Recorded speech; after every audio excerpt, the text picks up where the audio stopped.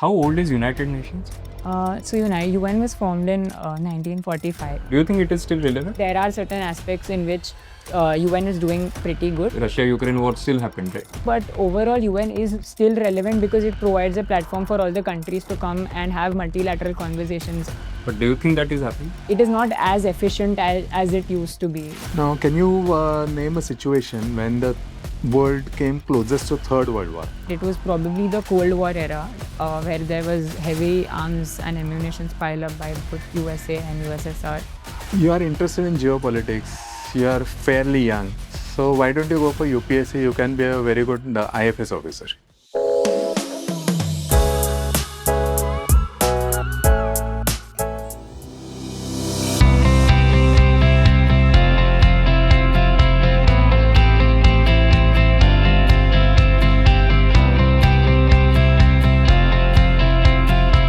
May I come in, sir? Yeah, sure. Namaste. Have a seat. Good afternoon, Daksh. Good afternoon, sir. Can you tell us something about yourself? Yes, sir. So, good afternoon. My name is Daksh, and I have a keen interest in the world of finance and geopolitics. I am currently pursuing my third year at Bachelor's of Management Studies, specializing in finance at NM College of Commerce and Economics. Along with my academics, I have also done positions of responsibilities. The most notable one of them are my role as the chairperson of Arithmos, where we created podcast and we won awards. And we have also created 2 world records under the finance and investment cell. Additionally, I do also have keen interest for learning a foreign language, which is German. And I was awarded the PASH scholarship, a 3-week merit-based program to study in Germany. And moreover for that, like my hobbies include, I like to play board games and I like to go for cycling. Okay, so you mentioned you won world records for finance and investing. So can you throw some more light Yes, over it? sir. So we've done 2 world records under the finance and the investment cell. One was 3 years back, called as Project Samriddhi, and the second one was last year, called as Project Udan. I was a project coordinator in both of them. So last year, like via the Project Udan, we had done a world record, which is recorded under the India Book of Records. We reached around 15,000 people in one day for entrepreneurship awareness drive. Okay. So what is going on in share market these days? So, sir, share market right now, we had the US-India trade deal, and because of that, it went up by approximately 2.5% yesterday. Before that, because of the budget, the market responded negatively, and so it's going flat, I think, for the previous 6 to 8 months. So which provision in the budget caused most of the trouble? So there are 2 provisions. The one which was evidently said, the STT, Securities Transaction Tax on futures and options, which was increased. And the second one, which was not evidently mentioned in the budget, but it was given later in the budget document, the sovereign gold bonds and the tax-free provision, which was then later cancelled away by the government. So on futures, the SCT was hiked from 0.01% to 0.025%. So it's very, very negligible, right? So why should that negligible number cause so much of a trouble?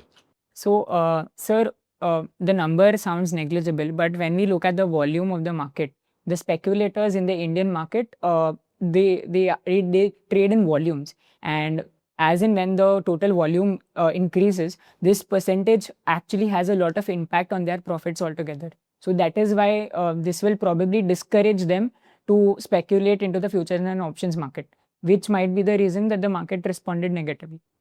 So what's the problem? So the problem here is that since people will have to pay more and more STT, the profits will be cut, and this is not an incentive to like play into the No, anyway, even if nobody participates in futures and options market, so what's the problem? Sir, that is what we think, right? But like there are much more FNO players, even in India and even in globally. Like we recently had the Jane Street case. So probably I think the fact that the government is trying to dissuade retail investors from investing heavily into future and options, and they want them to go towards the equity segment altogether. So do you focus more on fundamental analysis or technical analysis? So I am more of a fundamental person. However, at my internship at Winbox Advisory, I did understand that only fundamentals is not enough, and you also need to have a mixed balance of both fundamentals and technicals.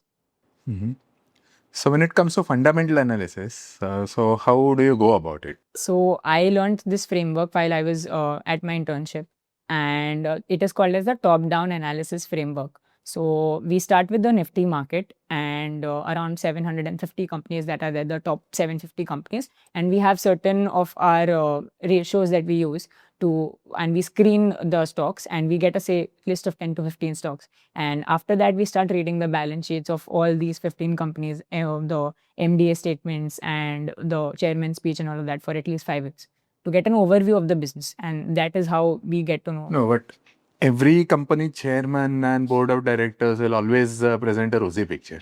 So how will reading chairman's report help us? So basically, what we look forward for. So, like I'll talk about myself. When I invest, I look forward for growth because I am investing at a very young age. I know for a fact that I don't have much of liabilities on my side. So I am looking for stocks that are going to grow, companies that are going to expand more rather than dividend-paying companies altogether. So what's the difference between growth stocks and value stocks? Okay. So, as far as what I believe, value investing, as was coined by Benjamin Graham, it is basically buying good companies at a at a less value and waiting for them to come up to an actual value. And whereas growth, these are high potential companies which have a lot of growth. And according to what strategies that you use, probably you might even invest at a higher PE for these growth companies. So in addition to PE ratio, what other ratios do you take into account? PE ratio is one of them. Then you have debt to equity ratio. Of course, it depends on every company and every segment and sector. Then you have net profit, NPAT, EBITDA margins, and then you have something. Yeah, these are the basic ratios that you look forward for. ROE and ROC also. So if you were to invest in a sector today, so which sector would you recommend? So today, currently, I would probably invest into data center building, like AI related ancillary services and the data center building, because recently, according to the new budget, the government has given a lot of subsidies to these particular sectors and also the orange economy in general. So what are the provisions in this year's budget related to data centers? One is the fact that the government has allowed foreign companies to come and invest in data centers in India, and it has given a 21-year tax exemption if they have the actual data center being built in India. So this is one of the greatest incentives. And if you map it with the current, current news regarding upcoming data centers, say for example, Adani built a data center, is planning to build a data center in collaboration with Google in Vizag. So these are certain opportunities where Indian markets can we can like actually get into the AI market. So yeah.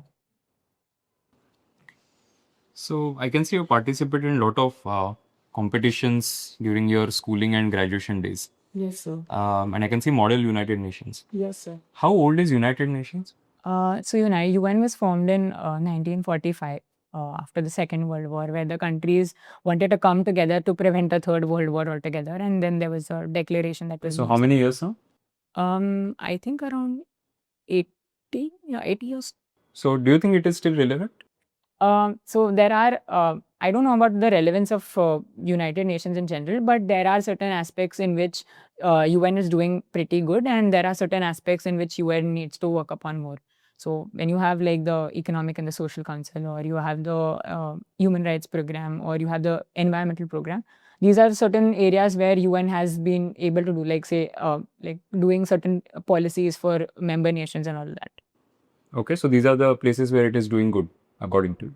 And you also mentioned there are places where it is not doing good. Yeah. So what would be those places? So I think one of the main charters of UN says the fact of peacekeeping, but unfortunately they've not been able to do peacekeeping when if you see the past 4 or 5 years of at least after 2020.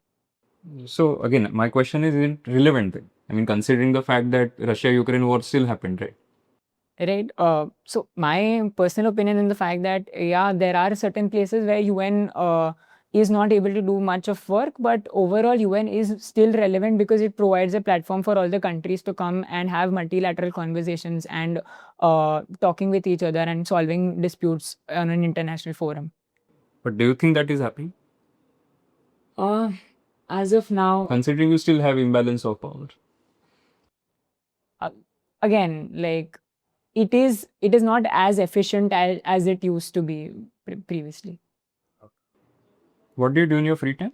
So in my free time, generally, I like to play board games. I like to go out cycling to the SGNP National Park, and I also read books in personal finance. Okay. Books on personal finance. Yeah. Why personal finance specifically? So I think I started. My interest into the like the financial segment started after my 10th standard. When I started watching content creation videos on online. Like my 10th was a COVID batch, and with then I started having more inclination towards the personal financial segment, and then I started reading books. So Robert Kiyosaki, you have Morgan Housel. These are the two prominent ones that I do patronize when it comes to. Don't you think it is related to what you're studying in a way? So it's not really a fun or what people typically do in their free time. Yes. So some part of it is related, but these books give you certain something more that is not actually mentioned in the textbooks that are taught at the school level. So say for example, there are certain biases that are just taught in theory, whereas these particular writers give you more about the biases in depth with cases that have they have encountered in their entire life. So yeah. Okay. So Robert Kiyosaki has given a lot of comments about markets, what is going to happen, etc. Yeah. And not everything has turned out to be true. Absolutely. So, would you consider yourself to be a follower of somebody like him? Oh, not a follower of like someone in general, because I believe that everybody has to share. Like in the financial world, it's like even if there is a stock, there is a buy or a sell. One person will sell, the other will tell you about selling it. So it is better to look at a third person's perspective and see which one is more relevant as per the particular circumstance that comes into picture. So that is like more related to the current silver market also. So, why do you want to do an MBA then? Considering you already have done a program related to finance, you are interested in personal finance, you have studied a lot. So, why do you want to do an MBA? I mean, what separate addition do you think will happen because of it? Yes. So there are certain things that I want, that are certain things that the reason that I want to do an MBA is the fact that even though I have like experiences, or you can say negotiation skills and stakeholder management, which I learned during my college years, there is something that is like cross-functional business understanding as to how do companies actually work. Say for example, at my internship, I was just working on the research division, but I don't know the effects of the business development cell or the HR cell or the CRM cell, and how do these actually interconnect with each other. And secondly is the fact that it is going to provide me a holistic approach to thinking, which I lacked till now. Okay. What would you consider as an area of improvement for yourself? An area of improvement for myself, I would be is to think on a macro level and widen my perspective towards the general business towards like the business environment and the financial environment in general. I didn't understand. So say for example, I'll give my example. Say if I'm doing stock analysis, I would probably look at only the research part of it. Say for example, the ratios that I previously mentioned on, or say for example, the business part of it. But there are many other things. Say the brand value of a particular company. Company might not be doing well in the stock market, but a company might have a very sticky business or a very good brand value, which I might not be able to understand just having specializing in finance. And that is when other areas like marketing strategy do help me, which an MBA will help to gather. But why you did fundamental analysis? Don't you think you would be considering all of these things anyway? Yes, these things are considered, but like again, to have a more better perspective, you need the basics of for other domains as well, because like business does not work in isolation. So you are interested in geopolitics. Yes, sir.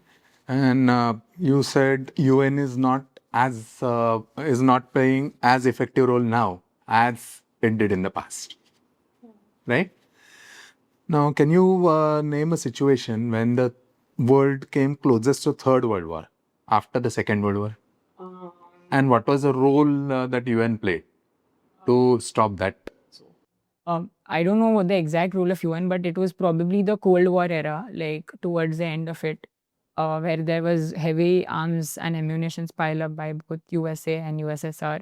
Finally, it ended by USSR being like split up into 15 different countries.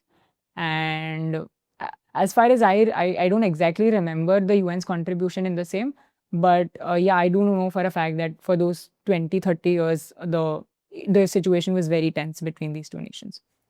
So, can you throw some light over Cuban Missile Crisis? Yes, so I have limited information for the same, but I do know for a fact that Cuba is a country that is near to United States of America, and it was alleged that Russian submarines were there with nuclear warheads, and it was going to get bad. But I think something had happened, and I'm exactly not sure about how did it end. So that is like I'm not aware about that. Okay, so you are interested in geopolitics, you are fairly young, right? So, why don't you go for UPSC? You can be a very good IFS officer.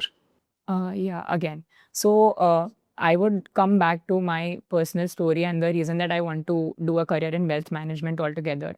So there was a trigger. There was a person in at our family, like one of our helpers. He happened to pass away at a very young age, and he had a debt on him. And that is when I realized the fact that wealth management services should be available for all people in general, because wealth management firms in India, specifically like the RIAs, which are around 1,000 in number, they cater to high net worth individuals, and there are no specific wealth management services that are provided for the general public in nature. So that I can, as a person, I can add more value to this segment rather than going for a IFS thing. So, why not CFP? Okay. So again, CFP, coming into CFP is a course that will, of course, give me a base around financial planning and all. But I think the CFP can be done with an MBA also, because it is a 6 month to 1 year course. And along with my MBA, I'll manage it. Moreover, MBA is a comprehensive course that actually will help me teaching the right ways into how to expanding my business or how to analyze business problems in a particular manner that CFP might not be able to teach me. A lot of things that you have done, it seems that you have excelled in most of the things that you have done. Can you tell me an instance where you failed at something? Yes, sir. So I'll take it back to my internship at Mintbox Advisory. So I was actually making a financial calculator on Excel, and what happened is the fact that I worked on it for I think 2 days, and at the end of the day, when I showed it to my partner, like the boss, he told me that I did miss certain fundamentals, which actually made the entire calculation invalid. Like, say for example, I had taken average rate of return for a particular, say, Nifty 50 to be 12%. But he told me the fact that we cannot assume this 12% average rate of return, because the markets are volatile and we never know the fact that if we want to have equal allocation for all the 10 years of calculation that I was making. So that is one thing that where I messed up, and I do realize that I will improve from there. Okay, but this seems to be like a lack of knowledge kind of a situation where you were not aware. I'm asking about completely knowing what you're supposed to do, you still failed at something. Uh, so I think like, as far as I remember, we were actually shooting podcasts, right? And at our festival, and that was the first time that we shot a professional podcast. So we tried to do things as right as possible. We tried to have long conversations before starting the podcast. But when we released the podcast, we were pretty late because of the say the editing part of it. And because of that, we were not able to gain enough views on the content because the festival had already gone by. And that is one thing that I did mess up, because the entire timeline was delayed.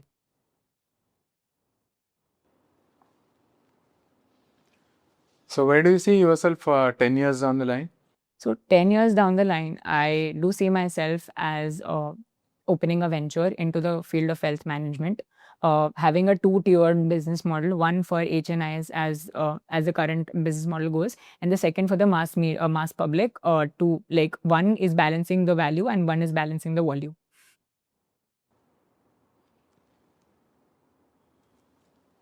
Do you follow any financial influencers? Yes, some of them. Okay. So, do you want to name anyone? CA Rachna Ranade, and I think Finnovations by Finnovations Prasad, and the third one is CFP Kirtan Shah. Okay. So, do you think financial influencers should be there? Yes. Again, I'll just have both the opinions out here. The first opinion is the need for financial influencers like the ones that I follow, because these are the people who actually provide financial literacy and financial knowledge, which was traditionally not available. So when you backtrack as to like the COVID times, the 2020 was the peak when financial influencing actually came into the mainstream media. And this is the reason why a lot of people also started investing into stock markets. And I can see that clearly because when I ask my peers and my friends, they are like that I saw this person and that is what interested me, that yes, I should have my plans, my goals. But it also puts them in a responsible position. Right? Yes, And a lot of people have lost money because they followed some of these financial influences. Yeah, so I'll just have the second part of it is the opinion on this. So a good financial good financial influencer or the influencer is the one person who gives you both the positives and the negatives of a particular investment. Secondly, it is more of financial literacy in general rather than giving investment tips. So if you see someone giving investment tips and that person is not SEBI registered, probably that person is running a scam. So I think I'll give an example. She Wolf of Dalal Street, that's what she's called as, and she had done a scam recently which was caught by SEBI. Can you tell us more about Mintbox Advisory? Yes. So Mintbox Advisory is a 10-year-old firm where we provide, it's a boutique wealth management firm. We provide wealth management services to HNIs that are there, and it has its registered office in Mumbai. No. So, can we talk more about the business model? Yes. So the business point is basically, there are certain things that I'm allowed to reveal and certain that I'm not allowed to. The main, it's an RIA and an MFD also. So RIA means that it's a registered investment advisor, where to like very high net worth individuals, it provides advisory services, and there is a commission basis for that, which is allocated by SEBI. And for like the lower income group, it provides services in terms of mutual fund distribution, where there is a commission based which they get it directly from the fund house. What was your favorite subject? So it is wealth management, strategic management, and finance engineering. Okay. And what's your least favorite subject? Least favorite subject could be, I think, marketing and production. Okay. So, but you mentioned, right, that to be a good manager or professional, whatever, you need to have experience and exposure to all these other domains. Yes. And you already have that. You are studying marketing, you're studying production, and you're not liking it. It is not the fact about liking it. It is just about the fact that my interests lie more on the subjects that I like. So there is no particular dislike for these subjects, but I do feel more comfort in the subjects that I mentioned. This exposure is not helping in undergrad. How will this exposure help in postgrad? So with reference to that, I started I started participating in case comms with my friends, and that is the place where I started understanding that an exposure to these subjects will also help me, because that is exactly going to lead you to a better decision making in an overall complex business situation. So, what subjects related to wealth management do you expect to study at IIM? So one is, I think, corporate financial management, balance sheet analysis. You have financial analysis. Then you have. So, is it related to wealth management? So yes, it is not directly related to wealth management, but it is related to overall finance. And you need to know the entire financial market if you want to understand wealth management, because it is connected. So currently you're in the final year. Yes. And you don't have any formal work experience, obviously, apart from this internship. Yes. Don't you think you should gather some work experience in finance before you do your MBA? So I have my opinion on this, is the fact that I do currently possess the skills, that is public speaking, negotiations, and stakeholder management, which I've acquired through positions of responsibilities. And my internship experience, even though it has been less, it has provided me with the basic frameworks of how corporate working works. So I do believe that since I have a clarity of goal in mind where I want to go in life, it is better for me to get an MBA right now, understanding the right frameworks, and then going for a job in the corporate world. So it is going to help me for a better career acceleration. But there are a lot of students who gather work experience and then they do an MBA. So are they not correct in their approach? No, they might be, see, it's a very personal thing and they might be having their own approaches. So this is how I look at my own profile and my goals. And this is exactly where an MBA puts more value to. All right, that's it from my side. That's it. Thank you, sir. Thank you. Thank you.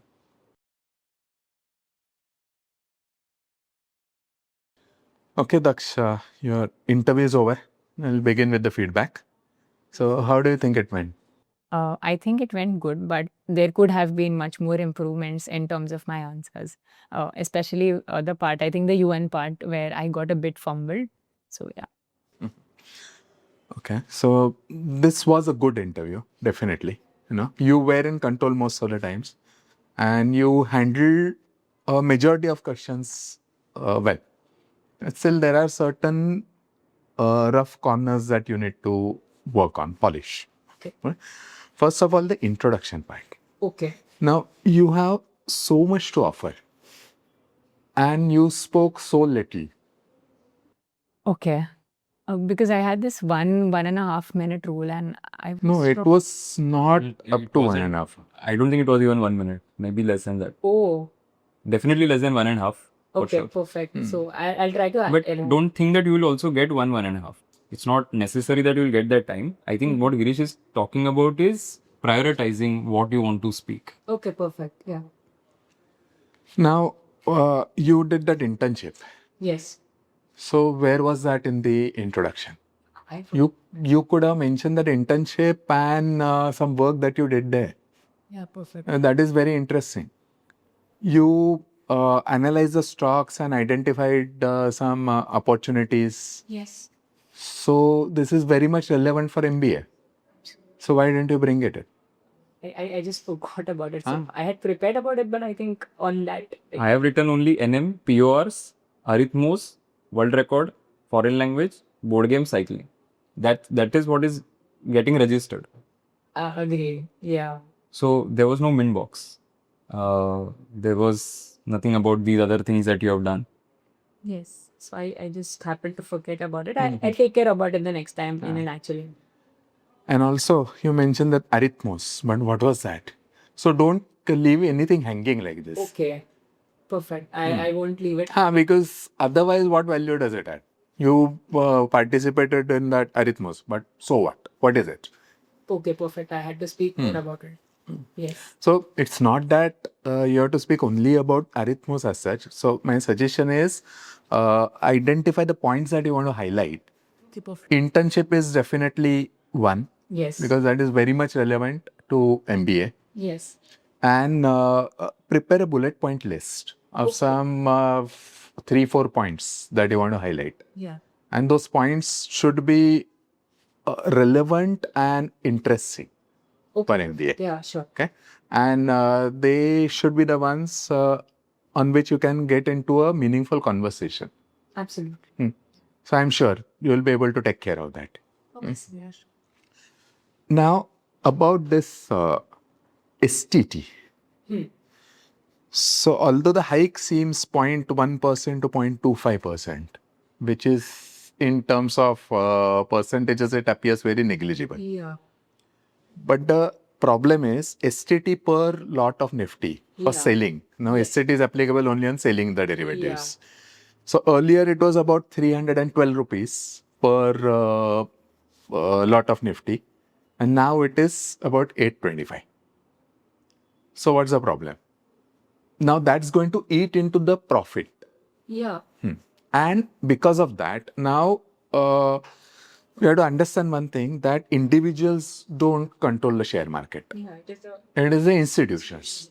And if those institutions want to hedge their positions, and then they need to get into derivatives market, and if this STT is eating into their profit to that extent, now I have come across some reports that even 30% volume will shrink on derivatives market. So if that happens, then there is a less incentive for the institutions to get into Indian market in the first place, foreign institutions. Yeah, the 1.5. Why? Because see, many people say that, okay, so let me put it that way. Primary market is only IPOs. Secondary market is a trading in equities. And tertiary market is derivatives. Okay. Now, many people say that only primary market matters, but secondary market does not add any value. So I think they don't know what they're talking about. Because the reason is, if you don't have a robust secondary market, you cannot have a robust primary market. And taking one step forward, think from the point of view of those FIs. If they bring some, have a portfolio of some 1,000 crores, then obviously they will have to hedge that. And if there is less incentive for them to hedge, what will happen? If something like 2020 fall happens again, they will be forced to liquidate their position, and then which will create tremendous supply side pressure. And that will bring the market down even further. Yeah.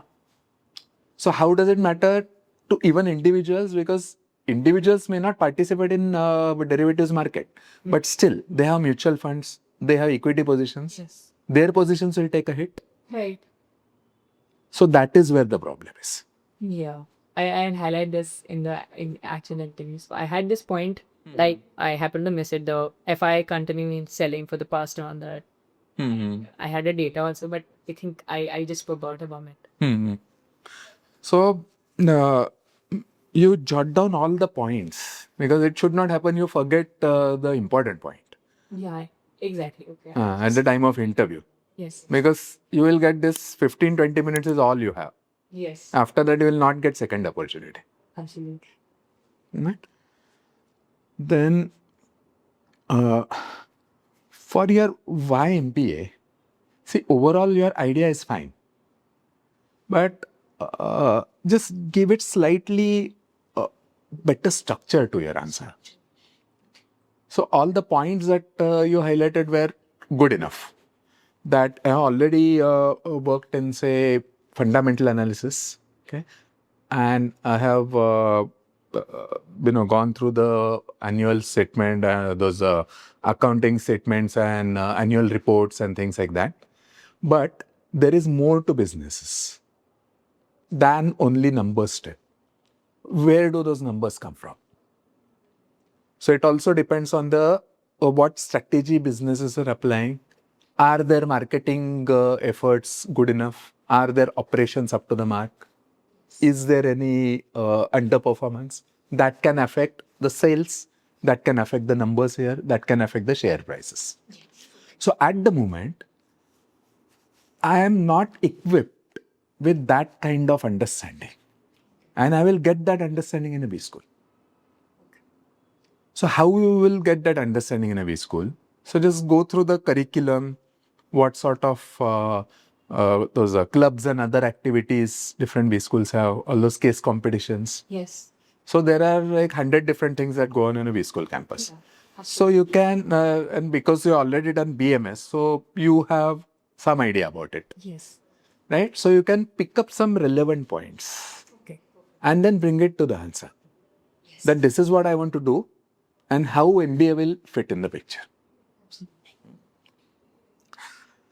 Then see, my suggestion is at this point, now of course yours is a finance heavy profile, so absolutely no doubt about it. But at this point, my suggestion is don't bring wealth management. Okay. Fair. See, this is only for 15-20 minutes of the interview. Later, what you want to do, that is completely up to you. Okay. That time, nobody will come and ask, hey, but in the interview, you did not bring wealth management. No. Okay, yeah. This is suggestion only for those 15-20 minutes. Yeah. Because the problem is, if you mention wealth management, then considering your profile, You are already into share market, investing yourself. Do CFP and start your own venture right now. Right. So why do you need all that? Absolutely. So otherwise, because you already have some background in fundamental analysis, so maybe equity research can be a very good domain to work for you. Yeah. And while saying Yeah, of course. Yes. equity research, and then those credit rating agencies. VC. No, but equity research is slightly different from VCs. But yeah, but if you are into fundamental analysis, then yeah, even VCs. VCs. Yeah. Exactly. Then banking. Okay. So all these. Exactly. Yeah. I'll just take it. So just find out what all companies visit the campus. Because if you mention, say, I want to work in a VC, and on that campus, VCs don't visit the campus, then it could be a problem. Okay, perfect. Yeah, I'll just look about that. Then, so this corporate finance is not directly related with wealth management. It is about how companies manage their finances. Yeah, Now, although otherwise everything in finance is related to each other, so somehow you can bring the relationship, but still, it is not a very strong relation directly. Then once you mention, I patronize Robert Kiyosaki and Morgan Housel. yeah, I think I started with them, like those were the starters. No, you don't patronize. Okay. Patronize is a completely different connotation. Okay. So I follow them. You followed them. Yes. So patronize in the sense, did you mentor Robert Kiyosaki? No, never. No. Okay. I think that was just a miss of work. Yeah. So it was just a slip of tongue. Yeah. Then when the discussion was on UN, Yeah, that is a pain point because you have to probably take a neutral stance and no, that's okay. So if you are sitting in the international B school, probably yes, but in India, Indian B school, I don't think. Even if you say that UN is losing its relevance, I don't think anyone in Indian B schools will object to that. Because it's a fact. It is a fact. Either the Security Council and the General Assembly are not able to do anything in the 4 wars that are happening right now in the world. Not so. Yeah. So next time we'll take care about that. And the world came closest to Third World War and Armageddon, as they used to call that time. Okay. That was during Cuban Missile Crisis. Yeah. So I just thought of I was known. I knew that something happened in the Cold War. But I didn't know that exactly this time. And when you told me about the Cuban, I was like, something had happened. And then Russian ships were, Russian submarines. It was not submarines. Okay. I give you a background. Yeah. So, Cuba is some 100 miles away from the coast of Florida, very close to America. And in 1959, the communist government came to power, Fidel Castro. And because he was a communist ruler, he was a friend of Russia. Now, Russia was sitting in the background of America. So, in 1961, after Kennedy came to power, the first thing he did, one of the first things, was to try to overthrow this Fidel Castro's government. And it's called Bay of Pigs invasion. Peace. And that failed miserably.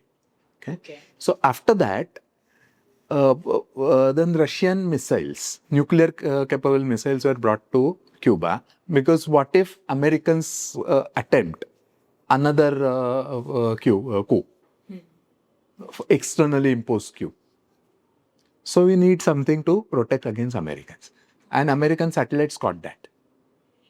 That time, Kennedy threatened Russians that if you don't dismantle these missiles and if you don't take them away, we will start a nuclear war. Oh my God. And then later on, better sense prevailed, because ultimately, if Third World War had broken out, it would have been a nuclear war. Then entire humanity, entire mankind would have been wiped out. So anyway, the superiority of their ideology would not matter anyway. So this President Kennedy as well as President Khrushchev. So both saw better sense and then Russians agreed to take away the missiles. And against that, needed some concessions. So Americans decided to move their missiles from NATO countries of Turkey and Italy. Another point. So now Russians took missiles away from just 100 miles away from the coast of America, whereas Italy and that Turkey were too far away from Russians. Exactly. So although it was projected as victory for Americans, Cuban Missile Crisis, was it really a victory? So the conspiracy theory says that some higher ups in CIA eliminated Kennedy. They were involved in assassination of Kennedy because of this reason. Kennedy was too soft. Okay. And moreover, just 6 months before his assassination, Kennedy gave a famous speech in George Washington University in Washington, D.C. And he said that we should introspect and we should look within ourselves, did we do any mistake? Okay. Now just imagine if Modi says after Operation Sindoor that did we commit any mistake? Will it be taken lightly? So people will terminate. So the conspiracy theory says that it was CIA that eliminated Kennedy because of that reason. Okay. Anyway, then don't use the term holistic approach for MBA. Okay, perfect. Then macro level? No, not micro levels. A holistic approach is like too generic term. Okay. Now, I have been taking mock interviews for last maybe 10 years, and I have come across this term at least 150 times. So think from the point of view of interviewers. They would have heard it like thousands of times. Yes. And considering your profile, it doesn't add much value. So instead of that, be specific. What do you mean by holistic profile? So I have seen this fundamental analysis side. I want to complement that. I want to understand what really happens in the business that gets reflected in the numbers. So I want to know about different functionalities of business. Okay? Then once you mention you messed up something. Yeah. I'll research. So messed up. It is again an informal word. So see if you can avoid that. Okay, perfect. I'll use a better word for that. I did not do as well as I had expected. Something like. Okay, perfect. Yeah. So, Girish has given a pretty comprehensive feedback. When we started, right, your hand gestures felt as if you're doing namaste. Yeah. So, you kept on doing this. So when I entered, I did that. No, but that is then that I is didn't- okay. That Yeah. that I didn't even notice. But when you started your introduction, the gestures appeared as if you are a bit nervous, and you throughout the interview, I don't know, were you playing with the ring that is there in your finger? No, I was not. Okay, so it appeared like that. So just be careful of Yes, that. I'll be surely careful. Introduction again could have been better, definitely. See, most of the questions you had a view, and that is always a good sign that you have read at least something about it. You may or may not be 100% in terms of delivering what you know, or you may not even know 100%, but at least you know something about it. So that's good. My problem was throughout the interview, I felt that the language is borderline informal. Okay, perfect. Okay, so lot of usage of yeah. So unknowingly you're using that. So you're saying yeah. A lot of times when the question is asked, immediately the first thing that you say is okay, right? So as if you are expecting that question, that this is what is the question going to be, and I'm like, okay, let me answer the question now. Messed up was another example of that. Couple of times you used the fact that. So it happened twice, so that is why I noticed it. Case comps. It's not case comps, right? It's case competitions, right? Yes. Using like a lot. So these are some of the conversational things that you'll have to work on. I'm not saying it is too much, but if you pay attention to even these small things, right? It's basically taking you from a 98 to a 99 or a 99 to a 100. That is how you have to look at it. Yeah. Most of the questions, I think you answered something, so that was good. I like that. Then in your free time, you said board games. Yes. What do you mean by board games? So I think When it comes to board games, like there are a lot of different board That's what the panel wants to know, right? You said board games. Now I didn't probe further. If I had to see, ideally it should not be the case that I have to ask you which board game. I should have told So that. what if you which board games by the way? You have Monopoly, you have Shasan, you have, I think I have Scotland Yard also, the 3 different games So- that I like to play. Again, all of them are related to money in some sense. Not just money, it's more about strategy. So Fair enough. So just be careful of that you can mention it upfront. That when I say board games, it can mean anything technically, right? So just be careful there. Then that Kiyosaki thing happened. So YMB again, as Girish mentioned, right? You have a way to drive that, and you didn't drive it that way, which is basically you've done so much analysis and all of that. And when you look at the prices of the stock, it is an indication as to how market is perceiving what the company is doing. But there's so much story that is going on behind those numbers, and that is coming from the products of the company, the services, the marketing efforts, the CSR that they do, everything that they do, right? So you have to look at all of those things as well, which go into the business, than just knowing one aspect of it, right? So that's the story that I think you should work with. See, geopolitics and all, I mean, if the panel is interested, they will ask you. If the panel is not interested, they will not ask you too much about it. So it's okay. with geopolitics, I was prepared with the recent updates, but something as back as Cuban Missile Crisis, and That's okay. That's okay. I See, don't know about again, I keep telling this to everybody that your selection or rejection is not based on those 1 or 2 questions, let's say GK questions, for example, that you're not able to answer, right? That's okay. Yeah. UPSC, I think again you will have to make that answer a little bit better. You said something like there's an example of a family, somebody who helped, who passed away, and then there was debt and all of that. I don't know if you want to drive it in that direction. I did want Because it, sometimes but what happens is this is not like a reality show, right, where you talk about some so we are not saying that these things don't influence people. What we are saying is that these are unnecessary in the interview. in the intake. Okay. Right. Then I have a better reason. And as Girish also mentioned, right, CFP is a good counter. The moment you say wealth management, the CFP is a counter that they will throw at you. Right? But then, is it a good answer to say that I'll do it with an MBA? Because I will be planning my CFP also. That's why I said don't get into wealth. Don't get it. Don't pursue mention wealth it. management. You get into wealth management eventually. That is up to you. But you need not mention it in the interview from a strategy angle. Okay. Then I asked you, what did you fail at? So it's more of, you said something which you didn't know. And that's why I pointed that it is a knowledge gap. That is not failure. Failure is basically, I knew everything about it and something or the other happened, it still didn't work. That is basically failure, is correct. Or I put in a lot of effort and it didn't yield results which I was expecting.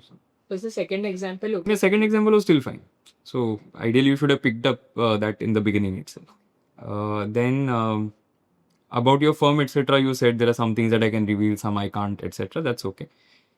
Case comms, as I already mentioned, it's very informal language. But overall, I think you are a decent candidate. You're a good candidate. So with this level of content behind you, the academic record, the knowledge that you have, I think you should definitely convert a few good options this year. Yeah, so I forgot to mention this one point in the feedback. See, when I asked you the question about IFS, that time you started talking about the helper who passed away and there was no proper financial planning, etc., etc. But what has that got to do with IFS? See, the idea that you want to convey is IFS is good, nothing in the world is bad. Yeah, But it is not for me. So, I am interested in geopolitics. I follow it, but I don't want to make a career out of it. My career path is this. yes. So, you may like singing, but that doesn't mean you become a professional singer. It's similar. Yes, sir. So, all the best. You're All a the good best. candidate. Thank you so much, Okay, sir. yeah. Thank you so much. Okay, thank you.